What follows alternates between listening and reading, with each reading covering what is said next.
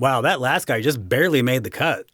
What cut are you talking about? You're not checking IDs again, are you? I'm just trying to have some standards around here. Well, that's not store policy. Adult customers are allowed to rent whatever they want. Okay, I guess I'm the crazy one for thinking you should be at least 39 years old before you see Battlefield Earth.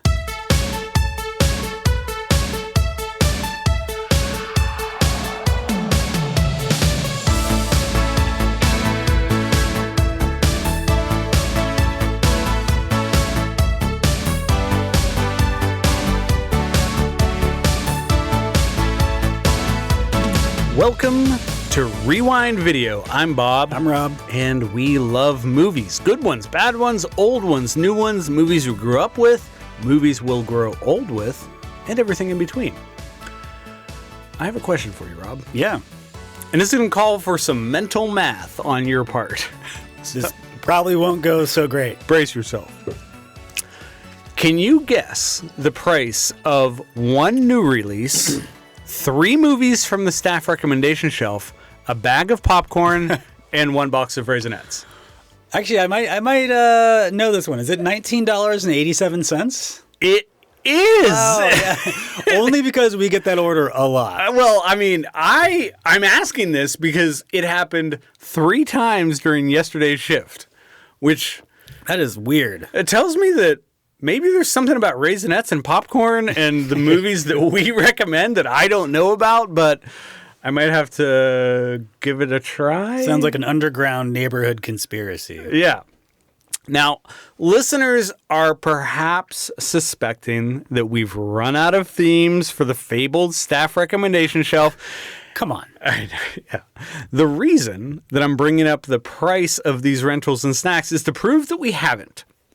Our job... You would be amazed at how many numbers there are. Right. We're crunching a lot of numbers here. Our job, as everyone surely knows, is to keep the staff recommendation shelf stocked with films deserving of our customers' attention. Each time we update the shelf, we adhere to a theme, and this week's theme is 1987. What a year. Is that the year that Rewind Video opened to the public? I don't know. I think it is. It might be. Sounds right. I'll go with it. Yeah. So the theme of a year is something that we introduced last year. I like that I said open to the public. Right, as Like if it was a private, like a members-only club. I mean, it's still kind of a members-only club. I mean, in a way. Yeah. I mean, we'll give out cards to just about anyone. But yeah, but the idea of doing a year-based theme was something that we only did for the first time last season. Yeah, we're not trying to fill space. No. It's a good idea. It's a good idea for a theme. There's a lot of years. We have so many themes like just backed up. They release movies every year, so why not? Yeah, why not just pick one? But we do have a lot of themes backed up. Yeah. We used a random number generator last year as well as this year, and we're stuck in the 80s. Well, yeah. Was last year 81? 81, yeah. Which was fine. Fine. But 87. What a year. It's almost like the 1999 of the 80s. It kind of is. There's a lot of 87 movies already on the shelf. Oh, yeah. Princess Bride, Predator, Dirty Dancing, Angel Heart, Lost Boys. Yeah. That's on and on and on. Yeah, just to name a few. But there's so many more to choose from. Yes. Yeah. I was amazed. More than 6. When that year came up, we were like, I don't know. Yeah. But we didn't realize how deep that year was. It's quite deep, and I'm really excited about all 6 of these movies. Yeah. I think there's some fun ones coming up. Just a bevy of noteworthy films from 1987. Who knew? There's some. Well, first of all, I noticed. Now, obviously, like we chose 6 movies, and it's not true of all 1987 movies. But I noticed some similarities, including all of these movies are under 2 hours, easily under 2 hours. Most about 90 minutes. Yeah, which I would have to assume that the floor is 3 stars for all of these movies for you, but I don't know. I don't know where you're rated. You don't automatically get 3 stars just for being around 90 minutes. But they knew how to get people in and out of the theater back then. Yeah, that was part of the business. Get a lot of showtimes per day and whatnot. And now Tell the that's story quick. Not as important because of streaming. It's whatever. Yeah. But also, like, I never would have thought I would say this about 1987 of all times, the Reagan era, but there's like a vibe to the movies we chose. Yeah. Which was not intentional, but there is just something about, I don't know if that means there was something about this year or something about the way they were making movies in 1987, but there's just like a feeling to these movies that I was not expecting. I agree. There's some connective tissue beyond the release date. Yes. And I hope that our audience picks up on it too. I'd encourage everyone to rent all 6 of these movies. Yeah, that is kind of the idea. Come on in. That's kind of the idea. Making it easy for you. That's like the idea of the show, Bob. It is. That's why we're doing this podcast. It is. Yeah, you're right. I mean, we've been doing this. This is our 4th year, right? Incredible. Yeah. Incredible. Yeah. So many themes left. So many. You guys are going to be amazed. Yeah. At what we come up with. Well, let's not waste any more time. Let's get right into your first pick, as we always do, for this week's theme, which is 1987. Okay, so I'm going to start us off with a teen comedy, teen dramedy, comedy, I don't know. Dramedy, yeah. Dramedy. It's called Some Kind of Wonderful. This is filed under Earrings of Fire. Here's the back of the box.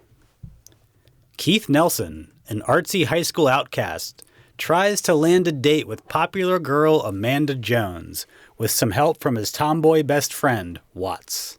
However, Watts realizes she likes Keith as more than just a friend and tries to convince him to stop pursuing Amanda.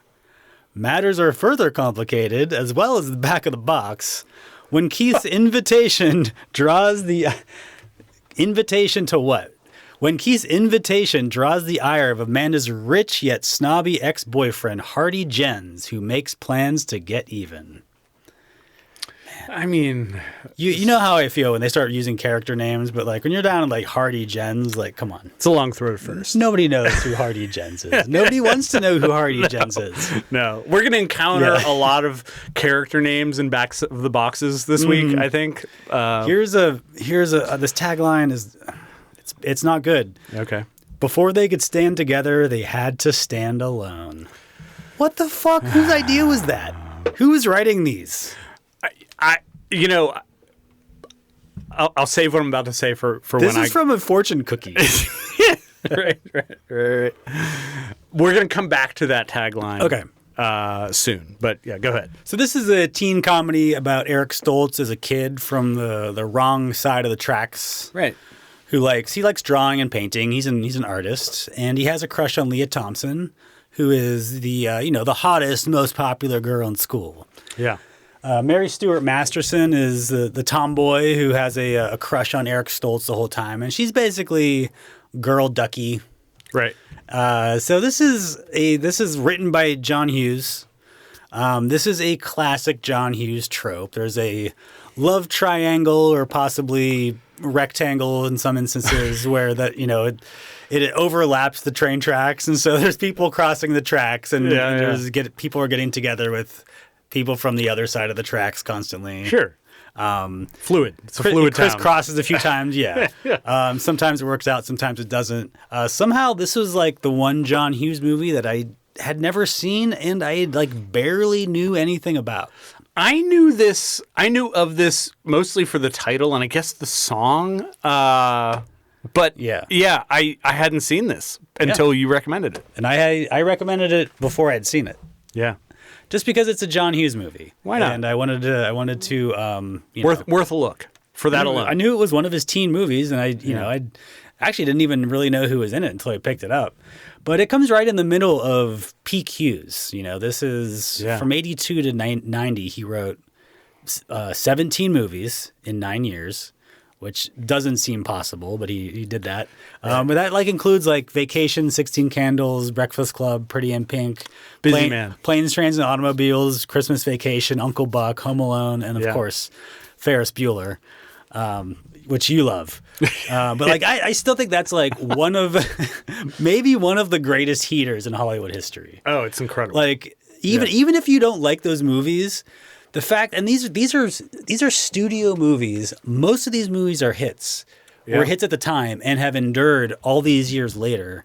like, and to write 17 of them in 9 years to start your career, like, I mean, it would be hard to find somebody who went on a better streak than that.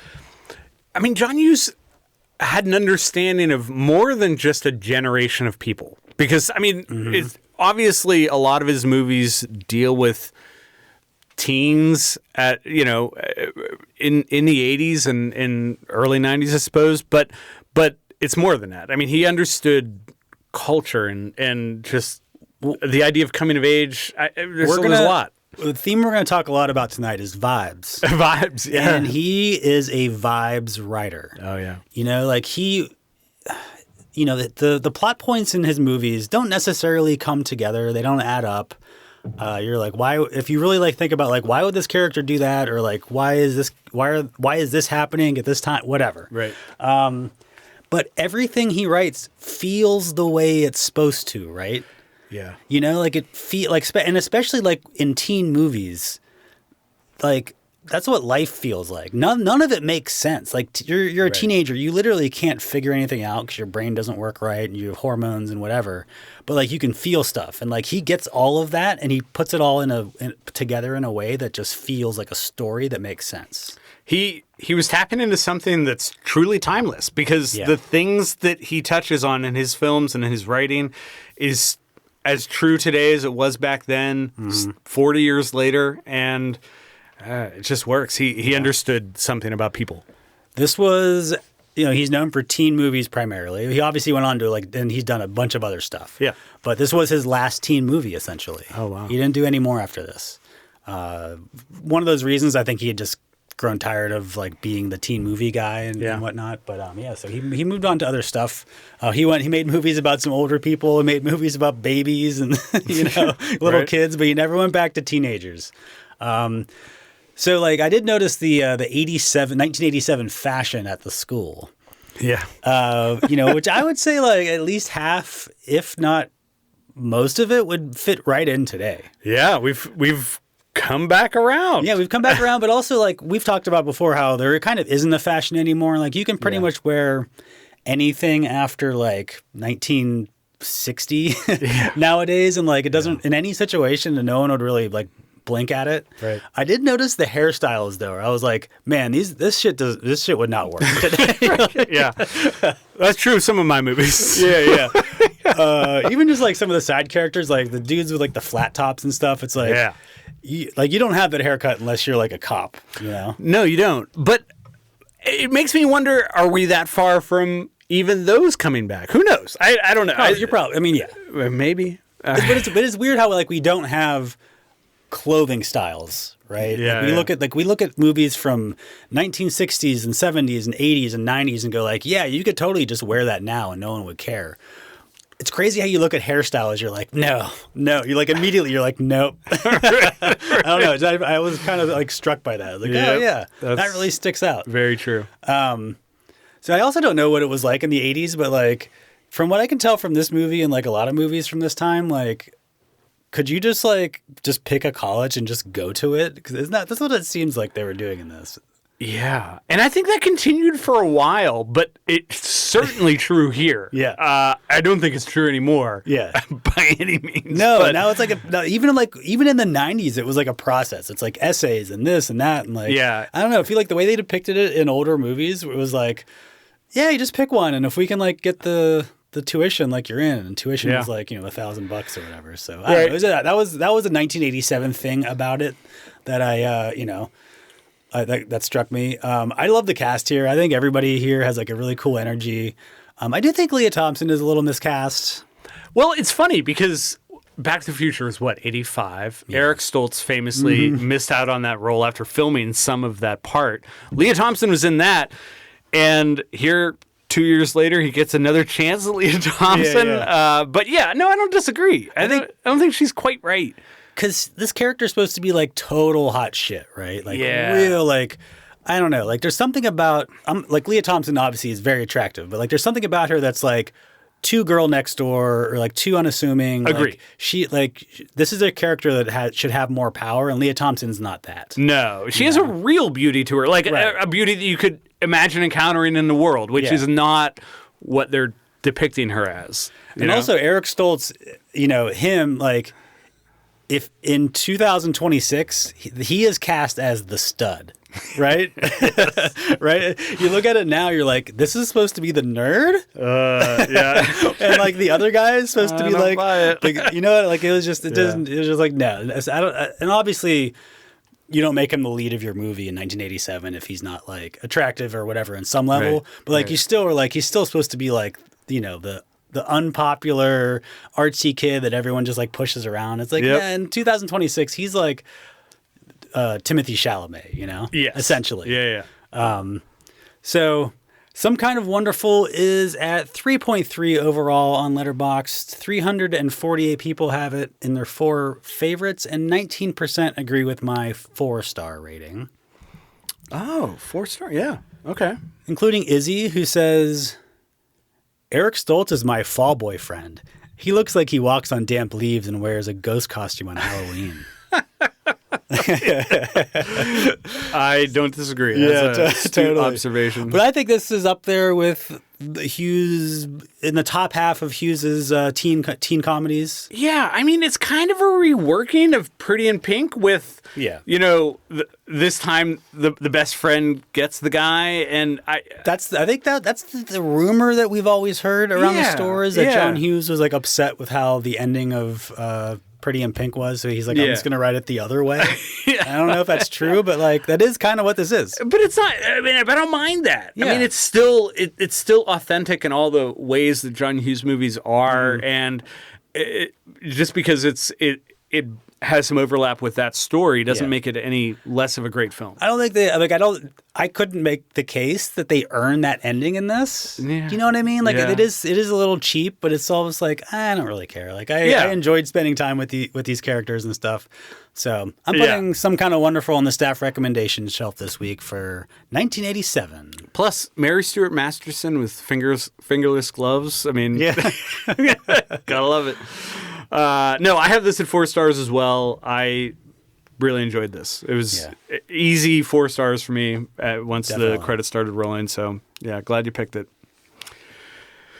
All right. For my first pick, I'm also going to the year 1987. Whoa. Yeah, how about that? And this is plucked from the Shit I'm Too Old For section of the store. My first movie is Lethal Weapon, which is...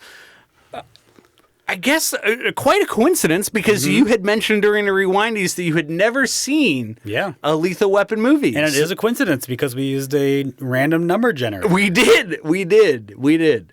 So for the uninitiated, I'm going to give the back of the box here. A veteran cop and an unstable detective become partners who must put their differences aside in order to bring down a heroin smuggling ring run by ex-special forces. So before I give the tagline, can I ask you to read the tagline for Some Kind of Wonderful one more time? Before they could stand together, they had to stand alone. All right. So here's the tagline for Lethal Weapon.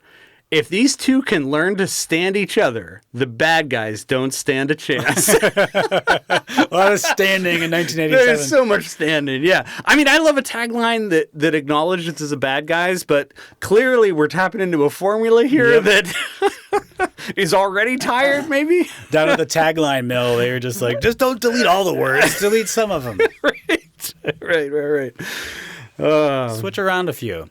So this is directed by Richard Donner, and this kind of quietly rewired the DNA of the modern buddy cop movie. It certainly wasn't the first to do it, but we had like 48 Hours laid some groundwork, but Lethal Weapon kind of perfected the balance, and we get a lot of like action here, humor, emotional stakes, genuine character development. It certainly created a blueprint that Hollywood continued to follow for years and years to come. I would say they're still kind of doing that. They're trying. Yeah.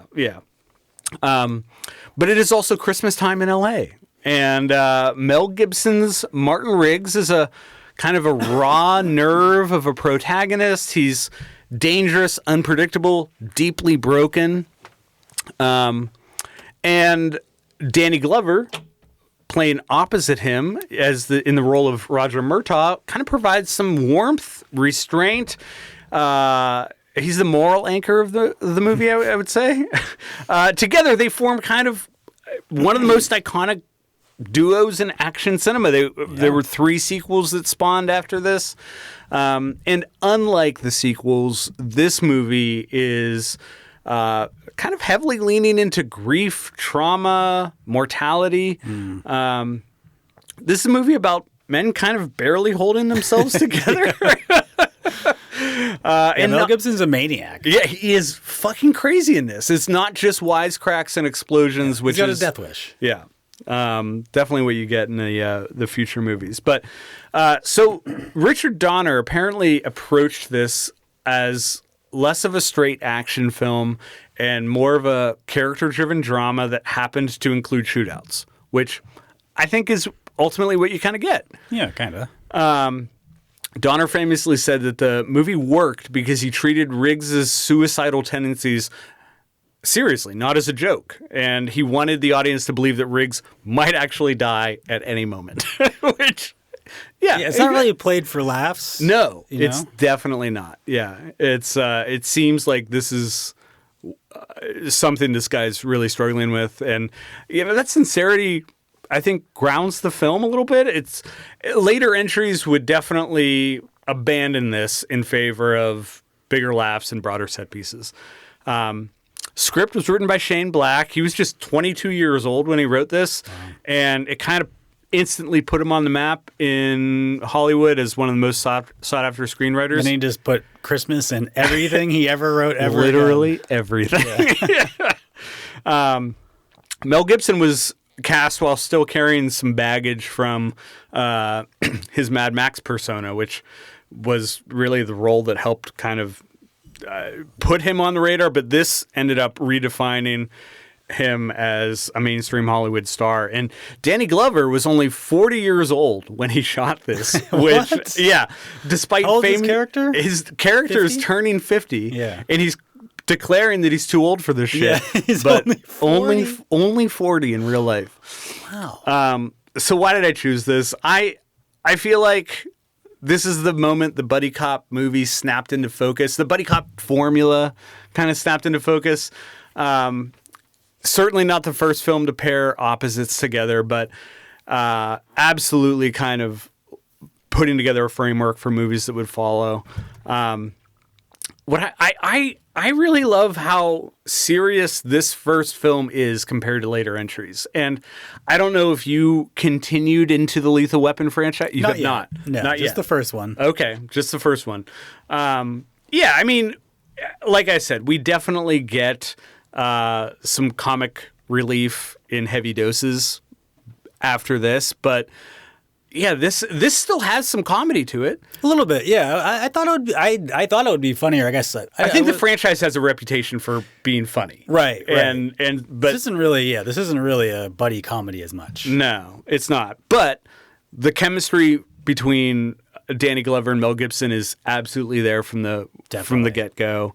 And Shane Black, I think, put together a good script, and the action is tense without being excessive. I think there's a lot here that really works and holds up today. I've always wished that the franchise had continued more down this path than where it went, but I also understand why it didn't. Beverly Hills Cop 2 came out the same year, and it was clear that Hollywood wanted more movies where people were laughing but also seeing action on screen. Right. So, but yeah, I think 40 years later it still holds up. I mean, definitely. It's a good, heartfelt, violent, surprisingly human action movie. How did you feel? This is your first foray into Lethal Weapon. I liked it. I had seen probably, I don't know, half of the first half. Like, I'd seen it in bits and pieces over the years.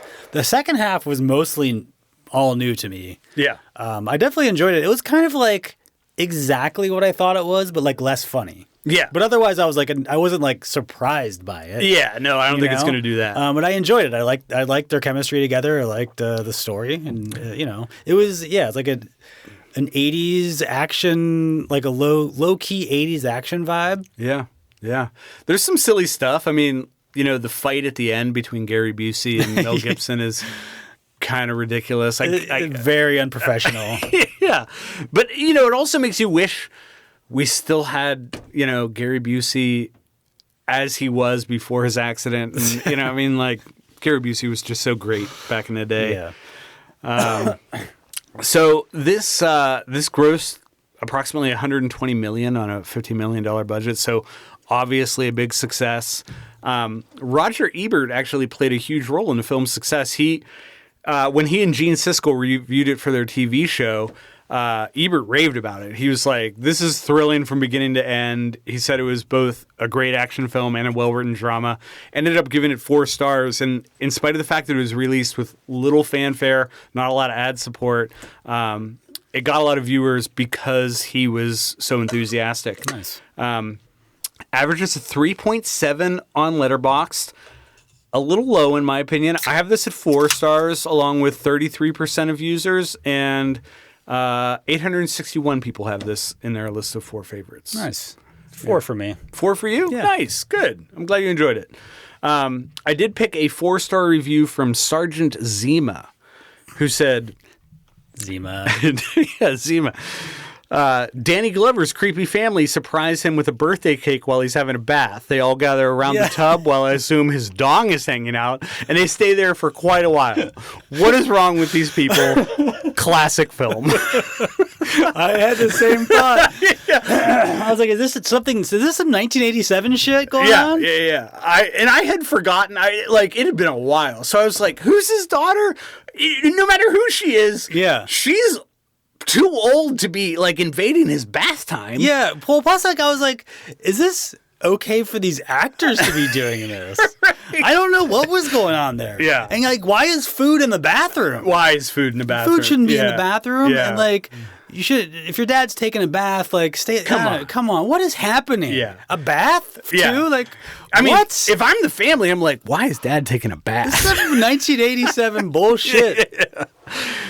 So that's my first movie for the shelf. Thank you, Dr. Zima, or whoever that was. Sergeant Zima. Sergeant Zima, yeah. 1987's Lethal Weapon. Yeah, goes on up. All right. Well, we're staying in 1987. That's the topic. All right. Good year. Movie I'm choosing is Prince of Darkness. All right. Filed under Evil Juice on Tap. Back of the box. A priest discovers an ancient canister containing a strange liquid in an abandoned church. When a group of graduate students and scientists are tasked with studying it, they unknowingly unleash an evil force waiting to destroy all of humanity. Here's a tagline. Before man walked the earth, it slept for centuries. It is evil. It is real. It is awakening.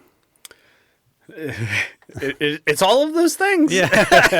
I actually like that one if you take away the first part of it. Yeah. If you just say it slept for centuries, it's evil, it's real, it's awakening.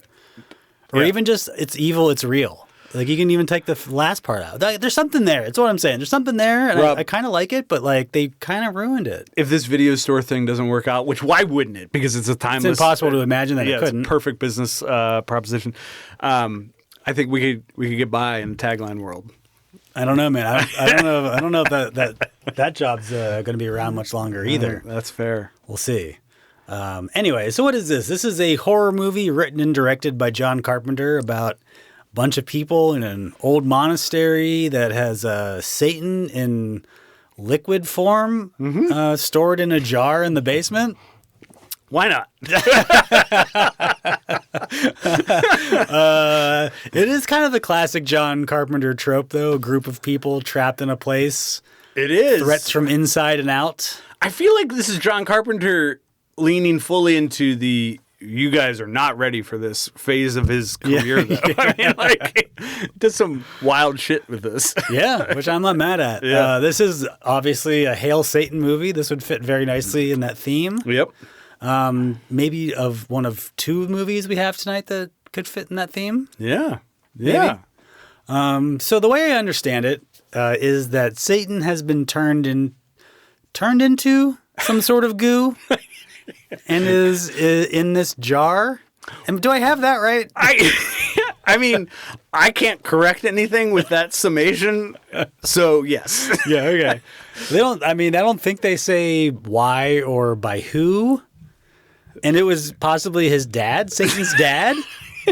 Maybe. Who's trying to bring him back after he has escaped the goo jar.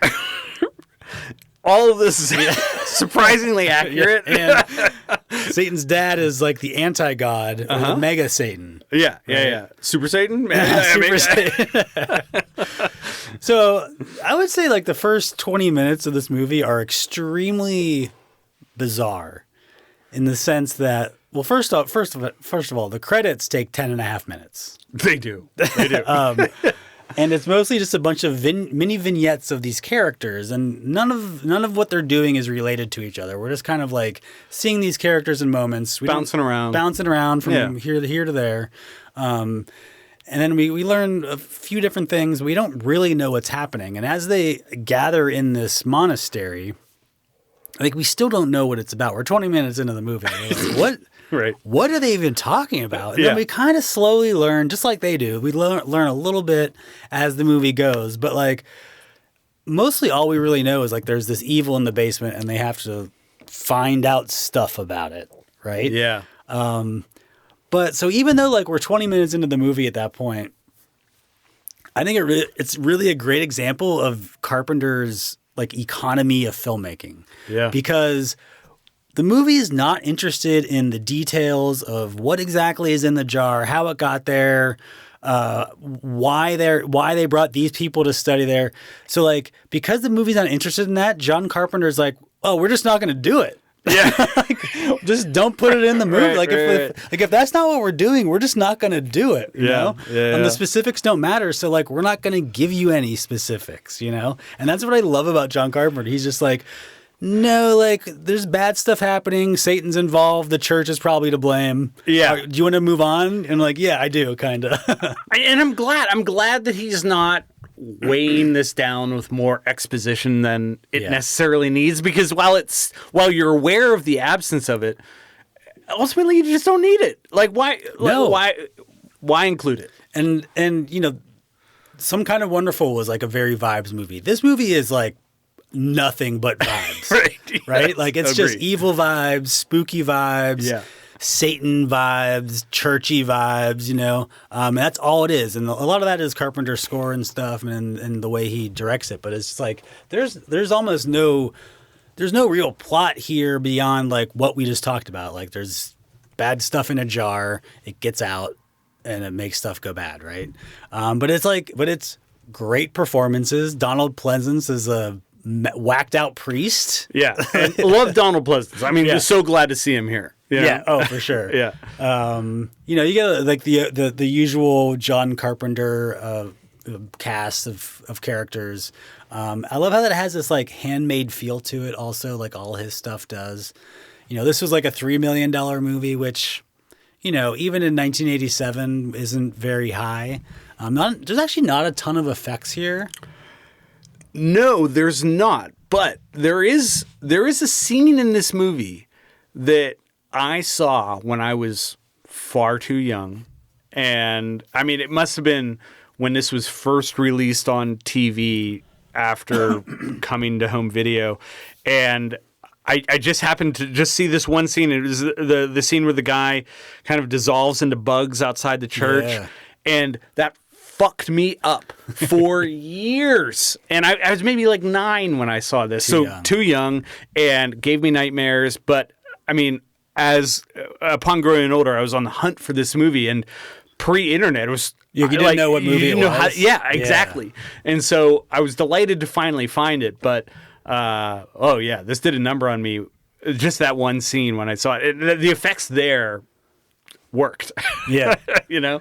I also like how this movie ends with like still there's this mystery. Yeah. Where it's like there's the VHS dreams. Yeah. Which I have to think is some sort of nod to video stores. It's funny so yes, clearly. Obvious. But I also think that it's like, it feels like proto found footage. It almost, it like, obviously we get that genre many years later, but this is almost the first example of that I can remember. Right, but it's almost like this, like it just interjects itself into the movie, like only a few times. Right. Almost no explanation whatsoever. You can kind of piece together some sort of story, I guess, if you want to make a bunch of stuff up. But like, the movie gives you nothing, and it's almost like, what is this science fiction stuff here out of nowhere? Yeah.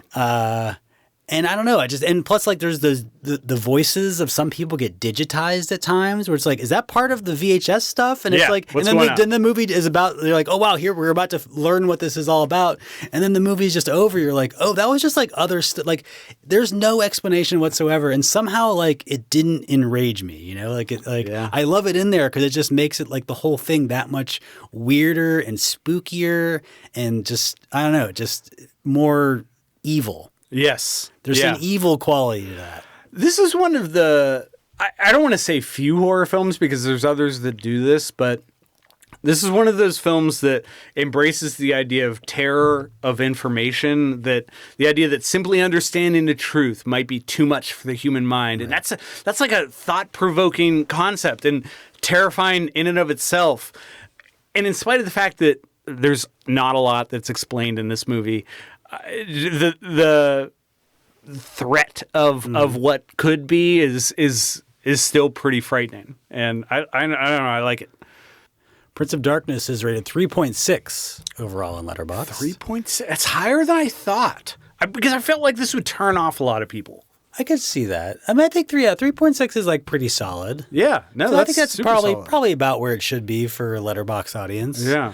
543 people have it in their 4 favorites, and 26% agree with my 4-star rating, including Lubchansky, who wrote in their review, "I would simply not go to grad school." So I'm putting Prince of Darkness up on the shelf this week in celebration of the year 1987. I like it. It had been a long time since I had seen this, and happy to go back to it and any John Carpenter movie. Definitely. But in retrospect, this almost feels like The Thing mixed with a little bit of like the Da Vinci Code, except everyone's covered in slime. Yeah. Evil juice squirted in their face. Right. Yeah. So I'm right. This is 4 stars for me. Love Carpenter. Love that he had a movie in 1987 is worthy of the shelf. Definitely. I was convinced I had already brought it to the shelf. I looked it up a couple of times on our Letterboxd list. Really? It wasn't on it, and then I was like, I'm pretty sure I picked this. And then I went back to like our podcast and searched the podcast. I'm like, I'm sure I picked this movie before, but I guess I haven't. If I have, I'm sorry. No, you have not. I was convinced that I had, though. You have definitely not. And I've thought that about movies in the past. This one, I can assure you, we have not talked about previously. But yeah, it's a good one. I couldn't help but think back to In the Mouth of Madness, which I think is the last Carpenter film that we had talked about. It wasn't that long ago. It wasn't that long ago, but there's some interesting parallels just in terms of lack of exposition in both of these movies. So yeah. All right, well, I'm continuing with the same vibes. Interestingly, my next film is also from the year 1987, and this is from the Don't Tell Mom the Dog is Dead, There's a Hole in the Roof, and Demons Are Coming Out of the Walls section of the store. My next movie is The Gate. Here is the back of the box for The Gate. 3 young children accidentally release a horde of nasty, pint-sized demons from a hole in a suburban backyard. What follows is a classic battle between good and evil as the 3 kids struggle to overcome a nightmarish hell that is literally taking over the earth. Tagline here, pray it's not too late. Which is fine. It's fine. Better than typical 80s fare, but still could be better. So this is directed by a guy named Tibor Tagasis. And The Gate is a PG-13 horror film that feels far meaner, stranger, and more intense than I think the rating suggests. This is centered on 3 kids that largely have to fend for themselves, as kids in the 80s always have to do. Their parents are nowhere to be found. Yeah. Which is how it was, That's how it fucking was. Yeah. But yeah, the film kind of blends this childhood fear with full-on demonic imagery. Stephen Dorff is here as Glenn. This is Stephen Dorff's first role. He's like a sensitive, anxious kid who suddenly finds himself at the center of supernatural chaos, so to speak.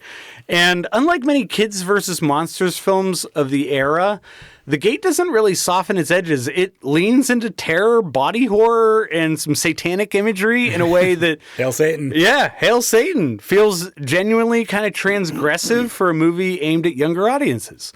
So the director here approached The Gate with the belief that kids could handle darker material if it was grounded in emotional truth. that was his thesis for making The Gate. So how did they handle it? With light and love, or a rocket found in the closet.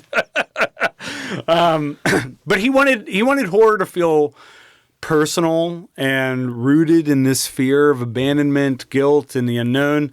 So, rather than making these kids feel like fearless adventurers, which we get in like movies like The Goonies, right. He portrayed them as scared, unsure, and overwhelmed, which I think is fresh and not what you typically got for movies of this time period, especially featuring kids of this age. And as a result, the supernatural threat feels a little bit more dangerous, I think, in my opinion. This film treats childhood fear seriously. And it's hard for me to talk about this without feeling a little bit biased, because this is another movie that I saw right around the time it was released, and I was too young for it, and it scared the bejesus out of me. More than Prince of Darkness? More than Prince of Darkness. Wow. Oh my God. Like, I was horrified of some of the stuff that was in this. And I think this, I'll talk about this a little bit in the next section, but like, I think this laid the groundwork for my love of horror that developed into adulthood, because I've been chasing that sense of fright out of a horror movie since feeling it in something like this. And it was just the right movie at the right time for me, but I really loved it. It worked in a lot of ways. Chasing that dragon ever since 1987. I have, yeah. So Stephen Dorff was only 14 when he filmed this. It was his first major role. This was produced in the 80s, right around the height of the Satanic Panic. So, not only is it like a cultural thing at the time, but, this is fully leaning into fears of, metal music and playing records backwards and shit like that. But it does a good job. The creature effects are surprisingly good, especially when the budget was as low as it was. I think the budget was $1.5 million, which not a lot, but they do some really good puppetry work here. A lot of practical effects. It reminded me a lot, stop motion, a lot of Honey, I Shrunk the Kids. Yeah, because it's like, especially because it takes place just at the house in the yard, which is kind of what Honey, I Shrunk the Kids was like. Yeah, it was just like that. There's just like that enclosed feeling to it. It was obviously like a little bit dialed up in the sense of like scary stuff and gross stuff than Honey, I Shrunk the Kids. It's not quite as much of a kids movie. Right. It was very similar. Yeah, I agree. A lot of the effects artists that worked on this also worked on Ghostbusters and Poltergeist. But The Gate pushes some of its imagery further into the grotesque territory. Why did I choose this? Like I said, I was like 9 or 10 when I first saw this, and it really did a number on me. Looking back now, though, I think I can understand why. When you compare this to Poltergeist, which was released in 1982, this movie goes harder. It's gorier. I mean, it's more aggressive. Poltergeist is like pretty tame, in my opinion. Yeah, maybe it's just the Spielberg effect that gives that movie the staying power that it has, but no, I don't think that's nearly as frightening as some of the stuff that's happening here. I mean, when he turns his parents' heads into goo, and I mean, like, there's some stuff that's downright batshit in this. Yeah, this is the first time I've seen this. Okay, so I mean, it was none of it like came across as like scary to me. Right. And I don't remember it as that because I just saw it as an adult. Yeah. But for me, it was like fun to watch this stuff. Yeah. And it's fun to watch this like goopy, scary stuff as an adult. Yeah. I mean, even like the eyeball that emerges from his hand, which isn't really explained, but like just it just happens. Him stabbing that was that in something else? Because I remember that image, but I don't think it's from this movie. I don't remember seeing it. I feel like I saw it in something as a kid, but I don't think it was this. That scene is hard coded to this movie for me, but I wouldn't surprise me if it was somewhere else because it's frightening. It's cool. I also like some little stuff here. Like I like that the metal kid isn't some fearless badass. He's kind of a bit of a geek, and the sister isn't dismissive or too cool for her brother. She actively like chooses him over her friends several times in the movie, which again is different from what you typically get in the 80s, and it gives this an emotional core that I think works and makes the horror more effective. And lastly, I think there's just something about PG and PG-13 horror movies from this era that we just do not get anymore. And I wish we did. We've talked about it with a lot of just like kids movies from the 80s. But like, I don't know. I almost feel like this kind of storytelling and daring has kind of gone extinct. The Gate gets going immediately, and it does some bold stuff, but it's good. I think it's a great gateway horror film for younger audiences. I think it's a good horror film for kids. Yeah, definitely. And I really do think it's like if you watch a movie like Honey, I Shrunk the Kids or something, and you're like, this is a little tame for me. This is the next step up. This is the next step up. Like maybe your kids are getting a little bit older and they can they're not scared of the bugs and stuff anymore. They want to go up to the next step. This is where you should take them. Yeah, there's some nightmare fuel here, I think, for kids of the right age. So, like I said, this had a small budget, $1.5 million. It brought in 13.5, averages a 3.2 on Letterboxd. I have this at 4 stars, along with 16% of users. A lot of nostalgia here for me, so I recognize that I'm probably rating it a little bit higher than most. 49 people have this on their list of 4 faves. Where did it come out for you? I gave it 3. Yeah. But I'll go back to it. Good. Yeah. I think this is a fun one. I plucked a review by Benton Tarantella, and he said, "Don't you hate it when your high school crush completes a demon summoning ritual when all he was supposed to do is bury the dog?" Something that happens in this movie. Yeah. Get rid of that dog corpse. Yeah, seriously. Okay. Staying in 1987, as we do. As we do. The movie I'm choosing next is Dudes. This is filed under Bros. Here's the back of the box. 2 punks from the big city traveling across the country in a Volkswagen Bug embrace the Western ethos when they must take their revenge against a group of rednecks for killing their friend in this lighthearted road movie. Along the way, they enlist the help of a young woman who runs a wrecking service. Wow, what a sentence that was. In this lighthearted road movie, they have to get revenge against the rednecks that killed their friend. Somebody has to. Unbelievable. Yeah. Tagline is, they were looking for the American dream. They found the American nightmare. But what is up with this 1987 shit? Yeah, that's... The movies were good. The taglines are bad. They were bad. Yeah. So this is a punk rock road trip revenge buddy comedy. I think, right? Is that all the genres we hit? I feel like that covers it. Yeah. That's it's a very large section of the store. Yeah. Which is why we had to separate this out into the bros section. Sure. The punk rock road trip revenge buddy comedy section is just teeming with movies. Right. So this is about 3 punk rock dudes in New York who are tired of the scene, bro. And so they head for California. And so this starts out as kind of just like a fun punk rock road movie. They're punk dudes hanging out, driving across the country. They befriend a rodeo clown named Daredelvis. They camp out under the stars. They're having a good time. They're doing road trippy things. But then they're attacked by rednecks who kill the third buddy here. His name it's played by Flea. Mm-hmm. And this is almost like a reverse My Cousin Vinny in a way. It kind of is.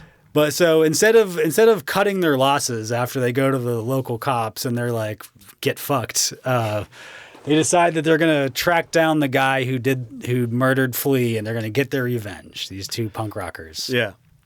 And so this is the movie that I brought to the shelf that might stretch the definition of 1987 just a little bit as far as release dates. Because the only reason I'm saying that is this is a 1987 movie. It came out in 1987. Because it was released at the 1987 Toronto Film Festival. Now, a lot of movies, they'll say, like, that's the release year, but it actually came out in theaters in most places, whatever. This movie did receive a theatrical release, technically in 1988. Okay. After it was released in 1987 at the film festival. Normally, I would say that's a 1988 movie. That's how I generally consider it. Yeah. In my book. But this barely played in theaters. It played in like a couple of theaters. It basically didn't get a release in that sense. And so I consider it a 1987 movie. It played at the Toronto Festival. That was probably the biggest audience it ever got because it basically didn't play theaters after that. Right. So I consider it a 1987 movie.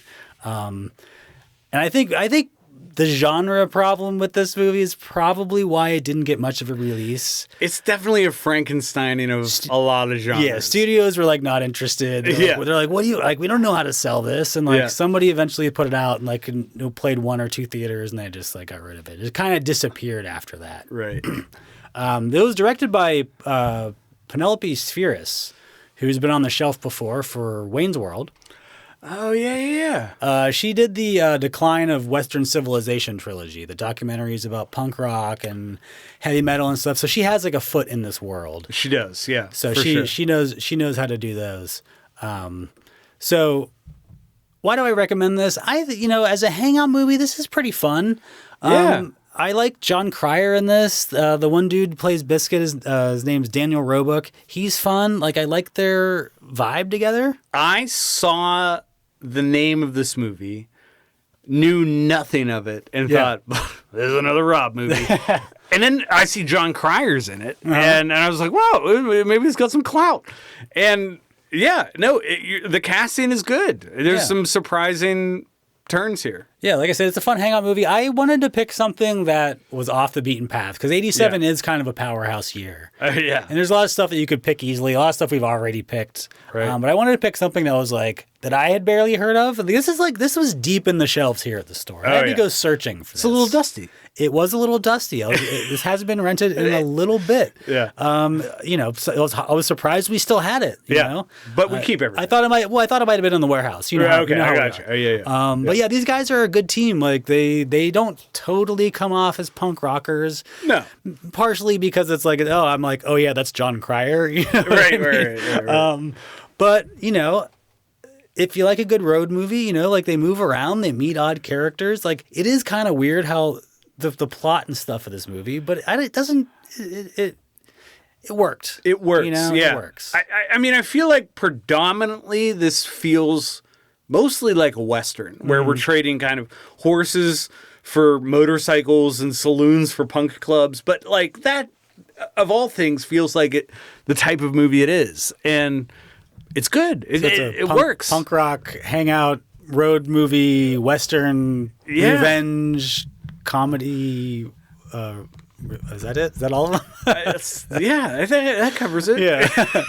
This movie is like, it's odd. It's an odd movie. It's weird. But I like the feeling of it. I like the characters. I like the actors. Yeah. And like, I like the direction. And I'm never upset with a movie that has outdoor photography in the West, out with big skies and, big landscapes and stuff. And so like, I always like to see that stuff. And so like, this wasn't like the most amazing movie I've ever seen, but I think it's worth checking out. Like, this is one of those movies that like, it shouldn't disappear. Yeah, no, I agree. This is why places like Rewind Video are around. This is why podcasts like this exist. Cause like, we got to get the word out. I like that we see Lee Ving as the villain here because he was in the punk band Fear, and it works. He's that character's funny. Yeah. So dudes, it's rated 3.0 overall on Letterboxd. 2 users have it in their 4 favorites, which I think is the lowest ever. That might be. I think it's the lowest ever. I can't imagine there's a lot of people out there that have seen this. Have you looked up those 2 users and what else they have in their 4 favorites? What I did, it wasn't anything like too weird. The one thing I thought was weird was the one person only had 3 movies in their 4 favorites. And this was one of them, so I don't even know what to think about that. But I didn't want to think about it too hard. Love it. 29% agree with my 3-star rating. Including Zach Handlin, who wrote in his review, John Cryer becomes a cowboy to get revenge on Mr. Body for murdering Flea. Mrs. The Last Starfighter assists. Daniel Roebuck is Native American? The 80s were weird, man. They sure were. Dudes is a fun, weird 80s buddy comedy from 1987. So I'm putting it up on the staff recommendation shelf this week. Yeah. I have this at 3 stars. Where did you have it? 3 stars. 3 stars. This is a 3-star movie. It's a 3-star movie. Yeah. I don't know. I don't know that it's ever going to be 4 stars, but like, sure, I dig it. I dug watching it. Yeah. No, I'm with you. This was a fun pick. Not anywhere on my radar, but glad I saw it. Dudes. All right. Speaking of movies whose boxes are a little bit dusty. There might be some other stuff on this box. Yeah, there might be. I'm going to 1987, and this is from This Movie Shouldn't Exist, and thank God it does, section of the store. And my final pick is Hard Ticket to Hawaii. So something to get out of the way. Something to get out of the way before we say anything about this film. This was shot on location in Hawaii. Yeah. Gotta love it. Yeah, why not? That's great. There's a lot of ocean shots. A lot of ocean shots. Not mad at that. Yeah, they spared no expense. They went all the way to Hawaii for this.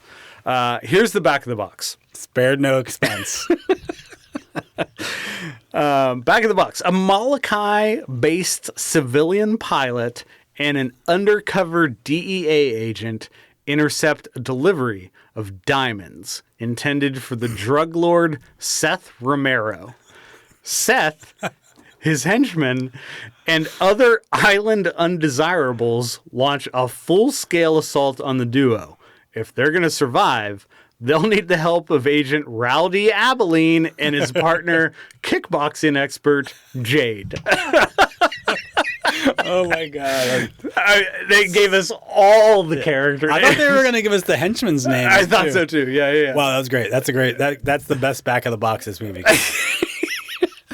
Tagline, pay the price for paradise. Oh man, that's good. That's fucking good. That's good. Wow. That is... Well, I think that might bring up something about this movie that kind of sticks out. Is like, how is this movie not from the 70s? I don't even know. I don't know.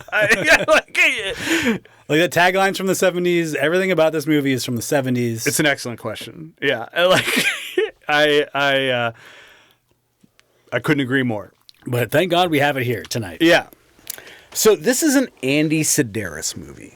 And if you know anything about Andy Sedaris, you know exactly what to expect here. This is a guy who made a name for himself casting Playboy Playmates and Penthouse Pets in his movies. And accordingly, these women are topless for an absurd amount of time in all of his pictures. Yeah. Including this one. Kind of stunning how often they have their shirts off.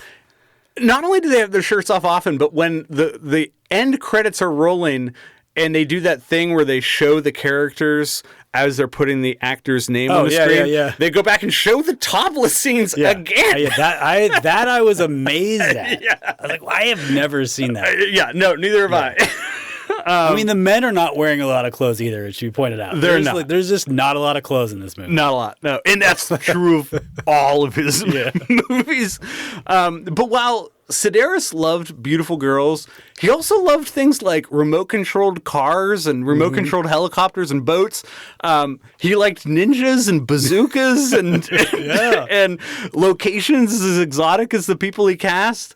So he was a fun guy. And yes, his audience was definitely like horny dudes who were looking for movies to watch on Cinemax in the middle of the night. But he's like the Russ Meyer of the 80s. He absolutely was.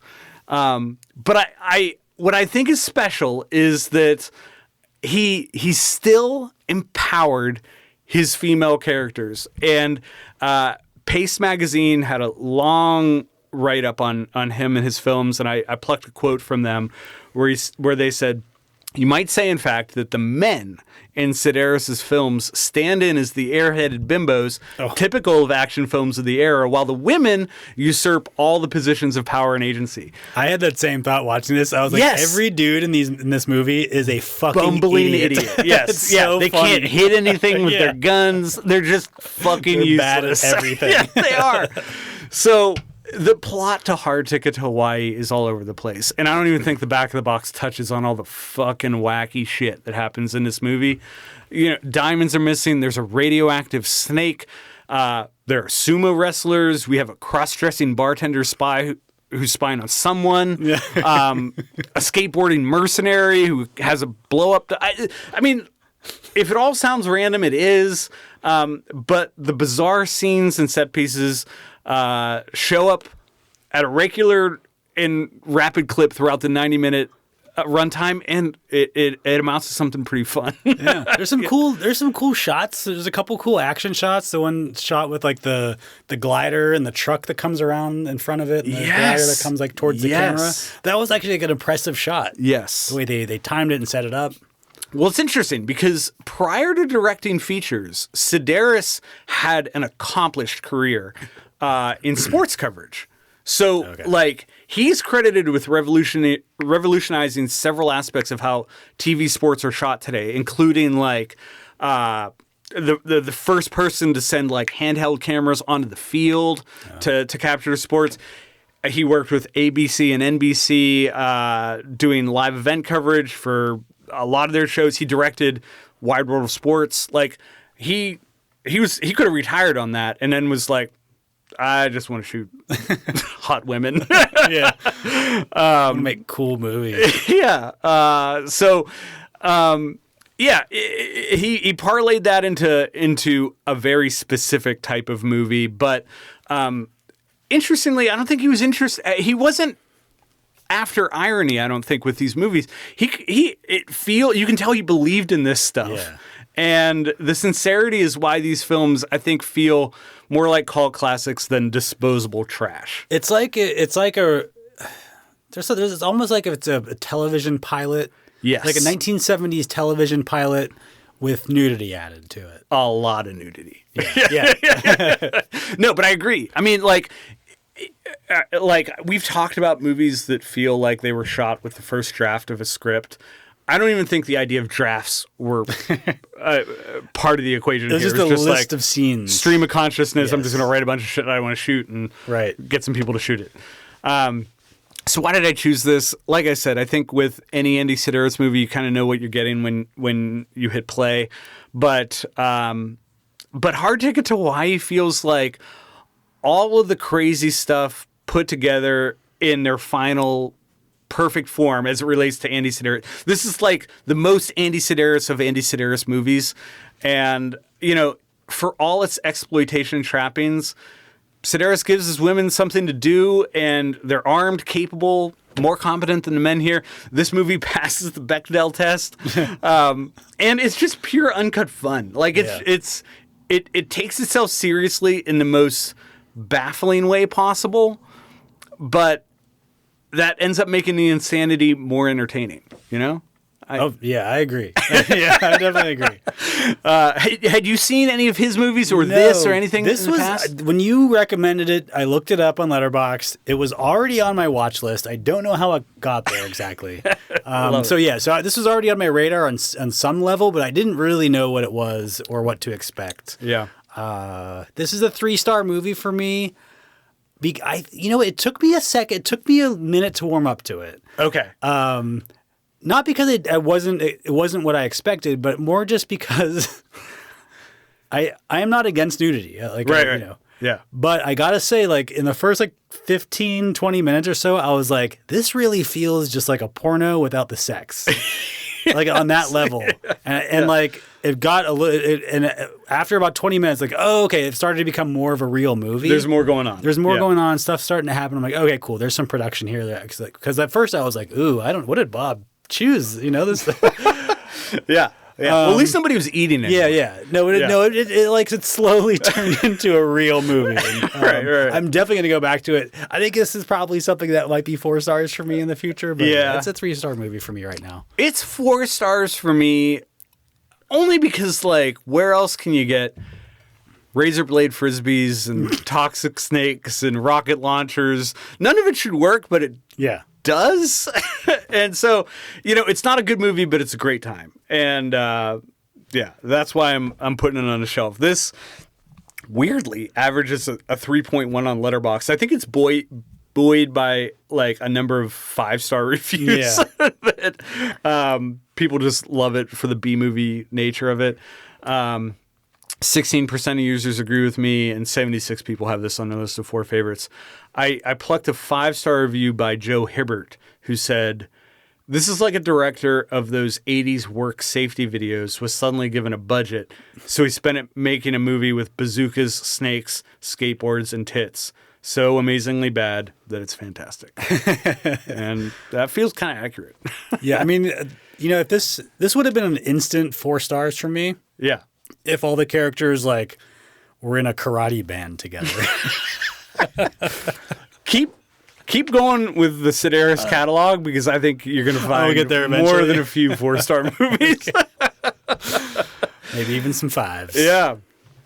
Rob, we went back to 1987, and I don't know about you, and I mean this sincerely, but it feels like this was just a better time to be alive. Maybe in some ways. When I look back at these films and the time that they're depicting, it just feels less stressful.